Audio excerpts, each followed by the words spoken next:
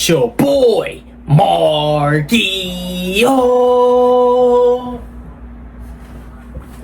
And we back at it again with another reaction, man. Today we got, what if Michael Jordan only retired one time, man? One time. We're gonna get straight into this video, man. Gotta put my North Carolina Michael Jordan on, man. So make sure y'all like, comment, subscribe, man. And let's get it, man. Shout out to MJ, man, the greatest of all time, the GOAT. You know what I'm saying? You know I gotta rock my North Carolina joint. You feel me? How y'all like it? Y'all mess with it? Hard, ain't it? Get straight to the video, though. Michael Jordan is widely recognized as the greatest icon in basketball history. Facts. Naturally, surrounding his legacy is a series of major what-ifs. One of the biggest reasons for this is not because of his popularity alone, but it's because he did something that very, very few players ever do. He retired from the game of basketball on 3 separate occasions. Due to this, people are left to wonder, would Michael Jordan's Bulls have won 8 straight championships if he never retired in 1993 to go play baseball? Easy. People wonder if MJ could have defeated the San Antonio Spurs in the 1999 finals. And lastly, people assume that Michael Jordan would be the NBA's all-time scoring leader if he never took all of those breaks. But just how accurate are some of those assumptions?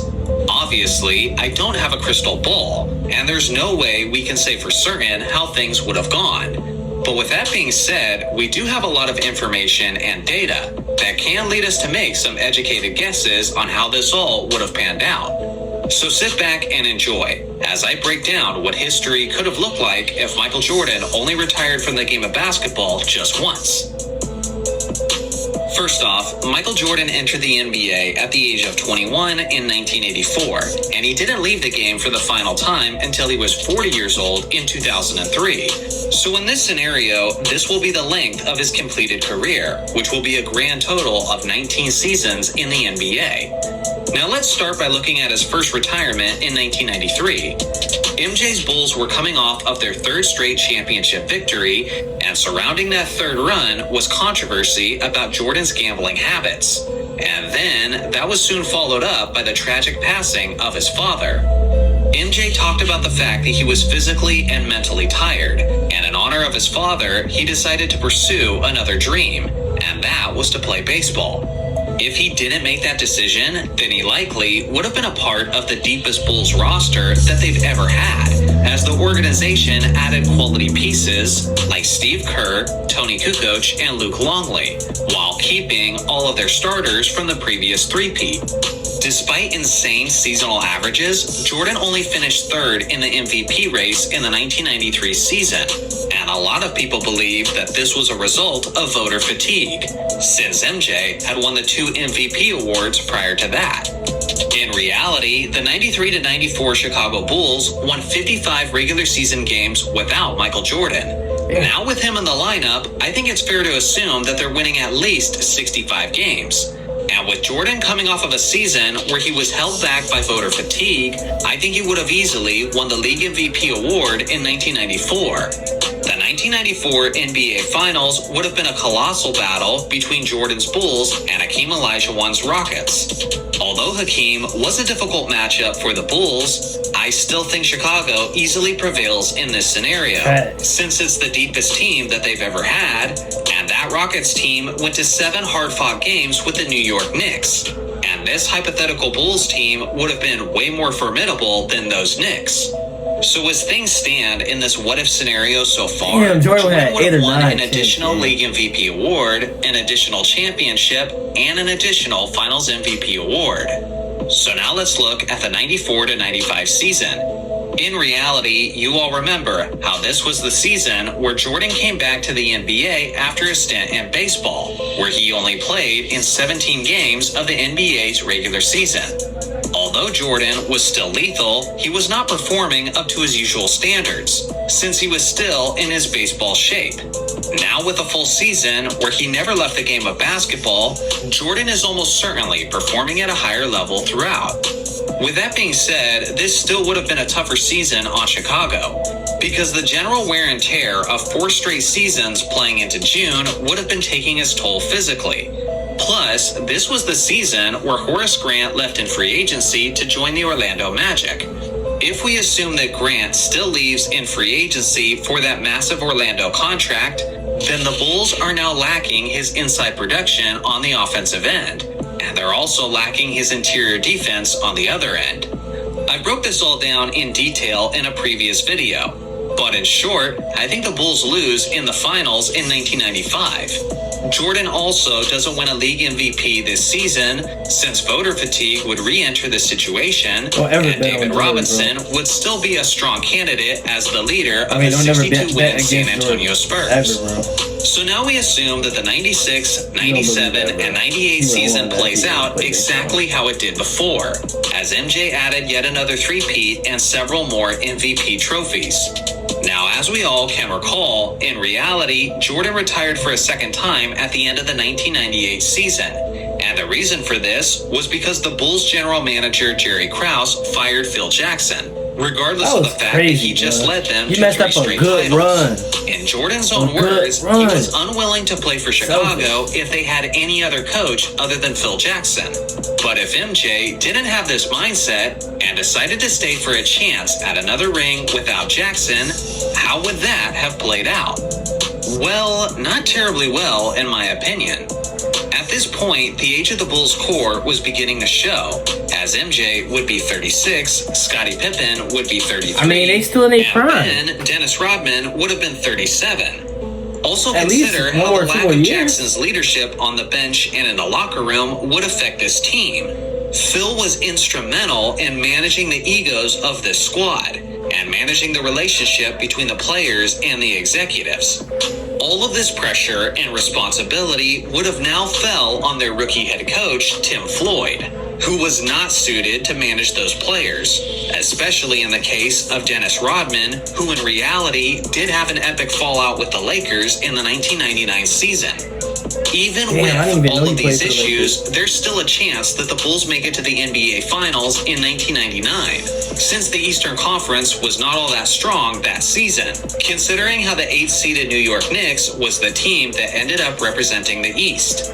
But if the Bulls did make it to the Finals in 1999, I have a hard time seeing them as a tired and older squad without Jackson getting past a powerful San Antonio Spurs team, who were strongest where the Bulls were at their weakest, which was the painted area.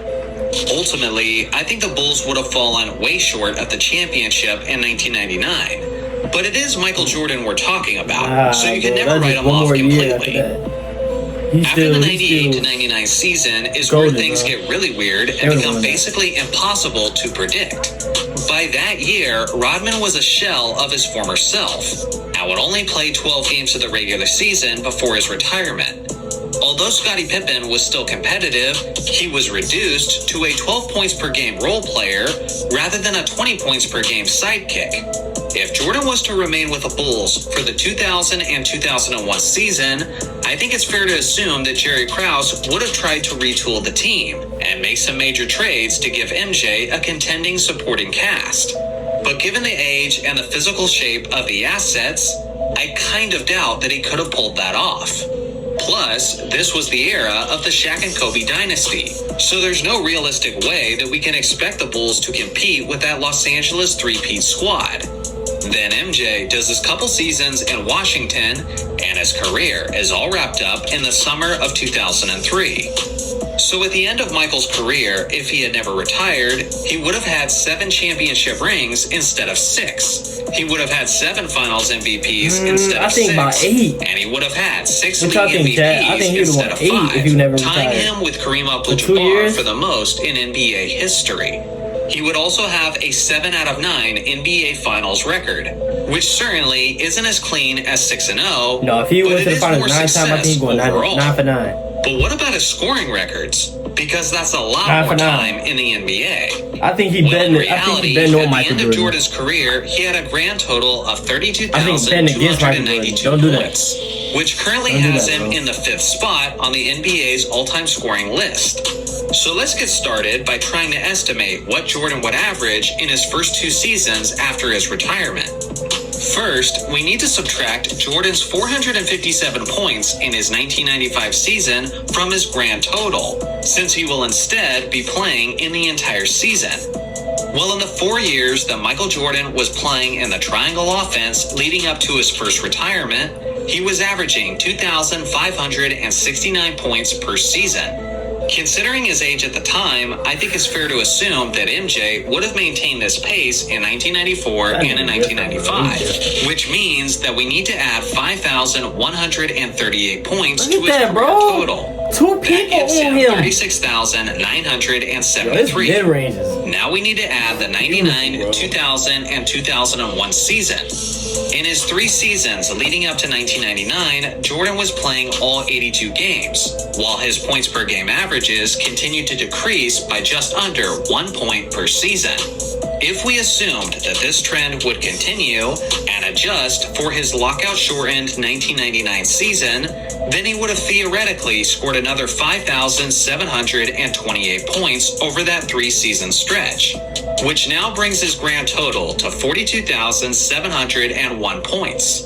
This would make him the all-time leading scorer ahead of LeBron James, although LeBron could still potentially catch Jordan, depending on how long he's willing to play. When you consider the fact that MJ played 3 seasons in college, while LeBron entered the NBA straight out of high school, it really gives you some perspective on just how insane Jordan's scoring actually was. So at the end of the day, 7 championships, 7 finals MVPs, 6 league MVPs, 11 first-team all-defensive selections, the NBA's all-time leading scorer, and most people would be calling him the GOAT. So I guess not much really changes on that front. So what do you guys think? How would Jordan's career have played out if he had only retired once? I look forward to hearing your thoughts in the comment section below. I ain't gonna lie to y'all, man. I disagree with him.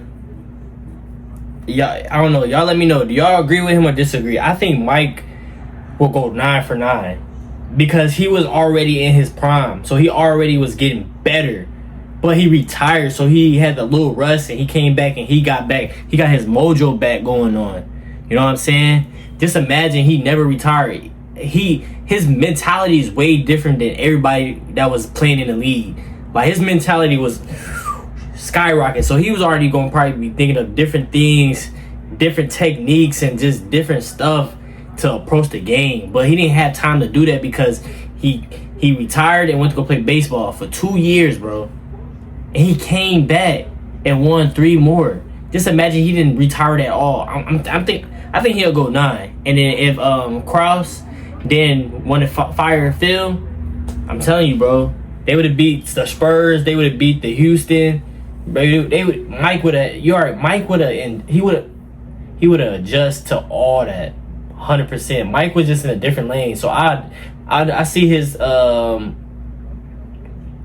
see how he explaining stuff, and he explaining stuff pretty well, you know what I'm saying? But I just disagree on the 7 championships. Facts. Mike would have won 9 of them things easy, you know what I'm saying?